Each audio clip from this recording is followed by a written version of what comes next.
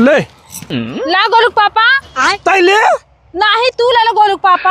अरे गोलुआ मम्मी तैले हम अबे भरब ना। अरे गोलू पापा हमार बाल खराब हो जाए। ले हम भरब रे। अरे नहीं गोलू पापा तू भरा।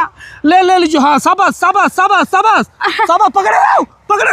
अरे मम्मी रे तेरे मेहरारू कहीं हला ला लाइला धोआ ले हइजा कटाऊ आ चाहत है हमार हाथों गड़वा टूट जा नदी गाड़ो आ बैठा खियाउबा के रोटी बना के देई के देई बना के लीलवा के से आ। अरे करे तो से इतना भूसा ना उठाता है यार।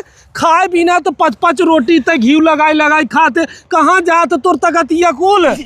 गोलू पापा हमार हाथवा मुरुग अब कैसे ढोइब अब खानवा तो ही बनाऊ बा जा देखी। अरे बाप रे देखी हाँ हाँ सीधा तो बाहर ना खर्ची और ले फिर ले ले ले अगर हम करें तो करें क्या बोले तो गोलू पापा साथ हो गए हम खाना बनवे जाते।